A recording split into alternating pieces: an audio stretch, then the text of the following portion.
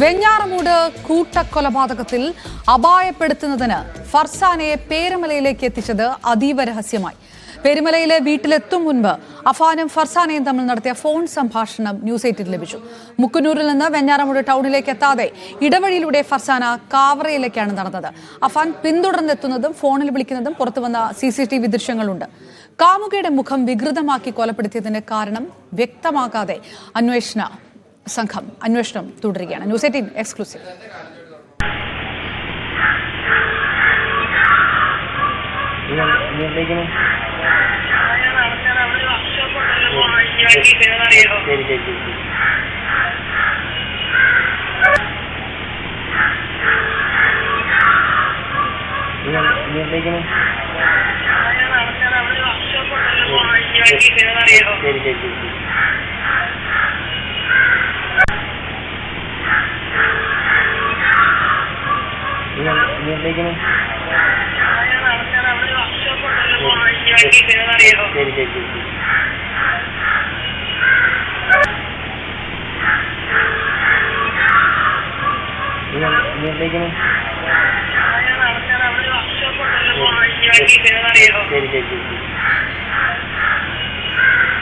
വിവരങ്ങളുമായി ഡാൻ കുര്യൻ ചേരുന്നു. വളരെ ചെറിയ ഒരു സംഭാഷണമാണ് പുറത്തു വന്നിരിക്കുന്നത്. അപ്പോഴും രഹസ്യമായിട്ട് തന്നെ ഫർസാന വരട്ടെ കൊണ്ടുവരികയാണ് എന്നുള്ളത് കുറച്ചുകൂടെ ആ സംഭാഷണത്തിലൊക്കെ കുറച്ച് വ്യക്തമാണ് എന്ന് തോന്നുന്നു.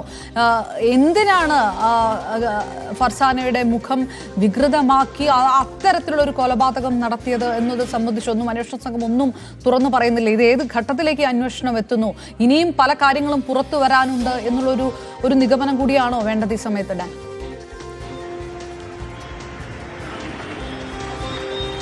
തിങ്കളാഴ്ച വൈകുന്നേരം, അതായത് ഈ കൂട്ടക്കൊലപാതകം നടക്കുന്ന തിങ്കളാഴ്ച വൈകുന്നേരം 3 മണിയോടെയാണ് ഫർസാനയ്ക്ക് ഈ വീട്ടിലേക്ക് എത്താനുള്ള, പേരമലയിലെ വീട്ടിലേക്ക് എത്താനുള്ള അഫാന്റെ ഫോൺ സന്ദേശം ലഭിക്കുന്നത്.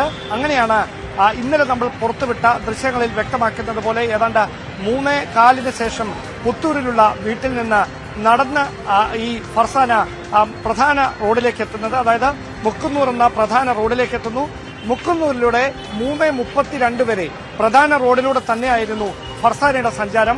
3:32 ശേഷം വെഞ്ഞാറമൂട് പോലീസ് സ്റ്റേഷന് സമീപത്ത് നിന്ന്, അതായത് വെഞ്ഞാറമൂട് ടൗൺ എത്തുന്നതിന് മുമ്പ് പോലീസ് സ്റ്റേഷന് സമീപത്ത് നിന്ന് ഒരു ഇടവഴിയിലേക്ക് തിരിഞ്ഞാണ് ഫർസാനയുടെ പിന്നീടുള്ള സഞ്ചാരം. അത് മറ്റാരും ശ്രദ്ധയിൽപ്പെടാതിരിക്കാൻ ഈ അഫാൻ നൽകിയ നിർദ്ദേശത്തിന്റെ അടിസ്ഥാനത്തിലാണ് പ്രധാന റോഡിലൂടെയുള്ള യാത്ര ഒഴിവാക്കി ഈ ഒരു ഇടവഴിയിലേക്ക്, വെഞ്ഞാറമൂട് ടൗണിന് മുമ്പുള്ള ഒരു ഇടവഴിയിലേക്ക് ഫർസാന നടന്നു നീങ്ങിയതെന്നാണ് മനസ്സിലാക്കാൻ കഴിയുന്നത്. ഈ ദൃശ്യങ്ങളിൽ, നമുക്കിപ്പോൾ ലഭ്യമായിരിക്കുന്ന CCTV ദൃശ്യങ്ങളിൽ 3:45 ഏതാണ്ട് 15 മിനിറ്റ് നേരം തുടർച്ചയായി ആ ഇടവഴിയിലൂടെ നടന്ന്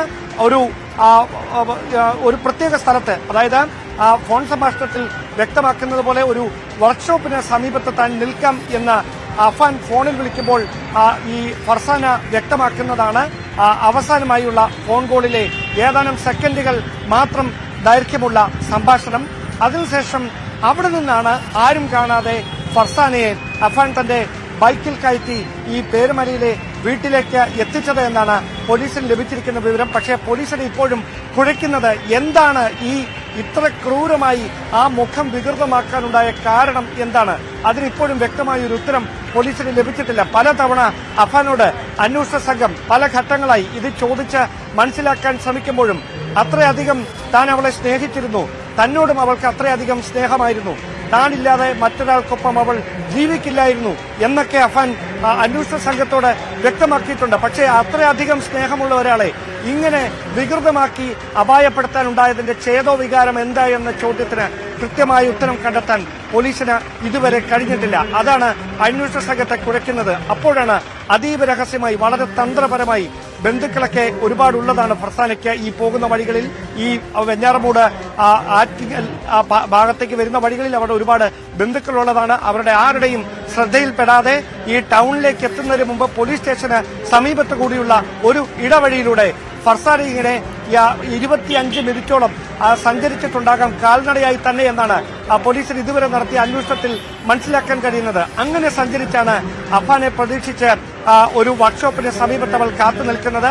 അപ്പോഴാണ് നീ എവിടെ എത്തി എന്ന് ചോദിച്ച അഫാന്റെ ഫോൺ കോൾ വരുന്നത്. ആ ഫോൺ എടുത്ത് ഞാൻ വർക്ക്ഷോപ്പിന് സമീപം നിൽക്കുന്നുണ്ട് എന്ന് അഫാനോട് ഫർസാന പറയുന്നു. മിനിറ്റുകൾക്കകം അഫാൻ അവിടെ എത്തി ഫർസാനയും കൂട്ടി പേരമലയിലെ വീട്ടിലേക്ക് ആ മരണയാത്രയ്ക്ക് തന്നെ അപായപ്പെടുത്താനാണ് താൻ ഏറ്റവും കൂടുതൽ ആത്മാർത്ഥമായി സ്നേഹിച്ചിരുന്ന അഫാൻ തന്നെ കൊണ്ടുപോകുന്നതെന്നറിയാതെ താൻ വിശ്വസിച്ച് ഹൃദയത്തിൽ സ്നേഹിച്ച അഫാനോടൊപ്പം ഈ ഫർസാന യാത്ര ചെയ്യുന്നത്. ആ വേദനയുളവാക്കുന്ന നടുക്കമുളവാക്കുന്ന ആ ദൃശ്യങ്ങളാണ് ഇപ്പോൾ ന്യൂസ് 18 പുറത്തുവിടുന്നത്. അതോടൊപ്പം തന്നെ ഡാൻ, ഈ ഫർസാനയുടെ മാലയും പണയം വെച്ചിരുന്നല്ലോ. അപ്പോൾ സ്വാഭാവികമായിട്ടും ഈ പണം തിരിച്ചു ചോദിക്കുന്നവരോ എല്ലാം കൊലപ്പെടുത്തുക, ഈ അത്തരം ഒരു സൈക്കോളജി ഒക്കെ ഇതിനകത്ത് വർക്ക് ചെയ്തിരുന്നു എന്നൊക്കെ ഉള്ള റിപ്പോർട്ടുകൾ ഉണ്ടല്ലോ. ഇതിന്റെ യഥാർത്ഥ കാരണം എന്താണെന്ന് പൂർണ്ണമായി വ്യക്തമല്ലെങ്കിൽ പോലും അത്തരം എന്തെങ്കിലും ഒരു വിഷയം കൂടി ഈ തരത്തിലുള്ള ഒരു ക്രൂരമായ കൊലപാതകത്തിന് വഴിവെക്കാൻ സാധ്യതയുണ്ടെന്നുള്ള ഒരു വിലയിരുത്തലുണ്ടോ? അത് ഈ സാമ്പത്തിക ഇടപാട് സംബന്ധിച്ച് ഈ മാലയടക്കം പണയം വെച്ചിരുന്നു എന്നതടക്കമുള്ള കാര്യങ്ങളെ പറ്റി എന്തെങ്കിലും അന്വേഷണ സംഘം വ്യക്തമാക്കുന്നുണ്ടോ? ഈ അന്വേഷണ സംഘത്തെ ഈ കാര്യത്തിൽ കുഴയ്ക്കുന്ന ഒരു കാര്യം, ഈ പണം തിരിച്ചു ചോദിച്ചതിനാണ് ഇങ്ങനെ ഒരു ക്രൂരമായ കൊലപാതകം ആസൂത്രണം ചെയ്തതെങ്കിൽ ഇയാൾ കൊല്ലേണ്ടിയിരുന്നത് മറ്റു ചിലരെയാണ്. കാരണം തുടർച്ചയായി ഈ പണം കടം കൊടുത്തതിന് ശേഷം അവരോട് തിരികെ ആ പണം ചോദിച്ചത് മറ്റു ചില വ്യക്തികളാണ്. അതേതാണ്ട് ഒരു 7 മുതൽ 10 പേരിലധികം ഇങ്ങനെ കടം കൊടുത്തവരിൽ ഉൾപ്പെട്ടിട്ടുണ്ട്. ഏതാണ്ട് 62 ലക്ഷം രൂപയ്ക്ക് മുകളിൽ ആ തുകയുണ്ട് എന്നാണ് പോലീസിന് ഇതിനോടകം നടത്തിയ അന്വേഷണത്തിൽ മനസ്സിലാക്കാൻ കഴിയുന്നത്. അപ്പോൾ ചില വ്യക്തികളോട് മാത്രം അതിൽ വൈരാഗ്യം തോന്നാനുണ്ടായ കാരണം എന്താണ്? ഈ കാര്യങ്ങളിലൊക്കെ സംശയം നിലനിൽക്കുകയാണ്. മാത്രമല്ല ഈ ലക്ഷങ്ങൾ കൈപ്പറ്റിയ ഇവർക്ക് കടമായി നൽകിയ ചിലരുണ്ട്. അവർ ആ വീട്ടിലെത്തി ഈ പണം തിരികെ ചോദിച്ചിരുന്നു. അത് കൊടുക്കാൻ ഒരു നിർവാഹവുമില്ലാതെ വന്നതിനാലാണ് കൂട്ട ആത്മഹത്യക്ക് തയ്യാറെടുത്തതെന്നാണ് കഴിഞ്ഞ ദിവസം പ്രാഥമികമായി ചോദ്യം ചെയ്യൽ നടത്തിയ പോലീസ് ഉദ്യോഗസ്ഥരോട് അഫാൻ വ്യക്തമാക്കിയത്. പക്ഷേ പിന്നെ എന്തിന് ഈ 88 വയസ്സിലേറെയുള്ള തന്റെ മുത്തശ്ശി വലിയമ്മയെ സൽമ ബീവിയെ ഇങ്ങനെ അതിക്രൂരമായി കൊലപ്പെടുത്തിയെന്ന് ചോദിക്കുമ്പോൾ 2 ആഴ്ച മുമ്പ് അവരോട് 4 പവന്റെ കഴുത്തിൽ കിടന്ന മാല പണയം വെക്കാനായി തരണമെന്ന് പറഞ്ഞിരുന്നു.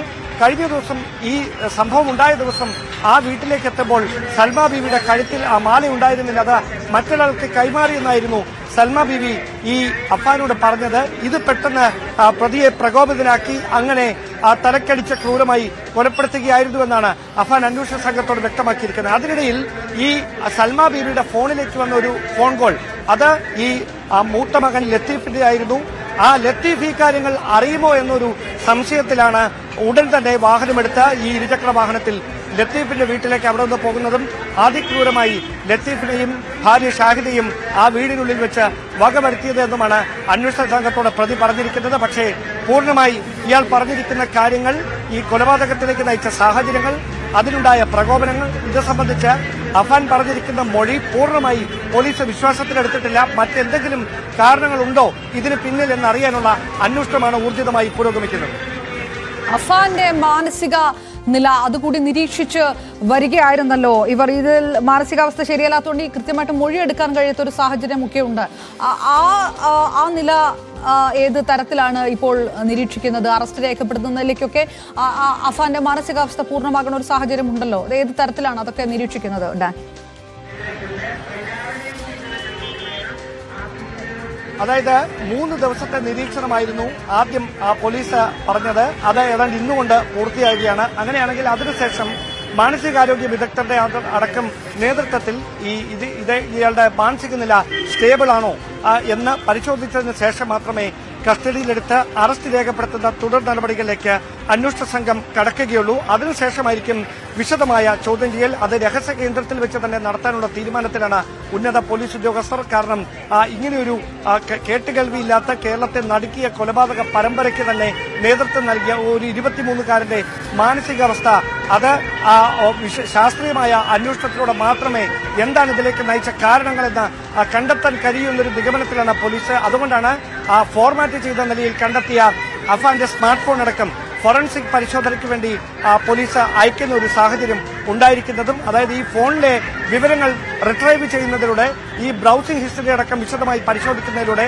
എന്താണ് ഈ കൊലപാതകത്തിലേക്ക് നയിച്ചതിന് പിന്നിൽ മറ്റെന്തെങ്കിലും കാരണങ്ങളുണ്ടോ, ഇയാൾ ആരോടൊക്കെ ഫോണിൽ സംസാരിച്ചിരുന്നു, അടുത്ത സുഹൃത്തുക്കൾ ആരൊക്കെയായിരുന്നു, ഈ കാര്യങ്ങളൊക്കെ ഒരു വ്യക്തത ലഭിക്കുമെന്ന പ്രതീക്ഷയിലാണ് പോലീസ് ഉള്ളത്. അതോടൊപ്പം വെഞ്ഞാറമൂടിലെ സ്വകാര്യ മെഡിക്കൽ കോളേജ് ആശുപത്രിയിൽ കഴിയുന്ന ഇവന്റെ ഉമ്മ ഷമിയുടെ ആരോഗ്യനില വീണ്ടെടുത്ത് വരികയാണ്. പക്ഷേ താടിയല്ലിന് കാര്യമായ പരിക്കാണ് ഏറ്റിരിക്കുന്നത്. അതുകൊണ്ട് തന്നെ വ്യക്തമായി ഈ കാര്യങ്ങൾ ചോദിച്ചറിയുന്നതിന് ഇപ്പോൾ ചില പരിമിതികളുണ്ട് എന്നാണ് അന്വേഷണ ഉദ്യോഗസ്ഥർ വ്യക്തമാക്കുന്നത്.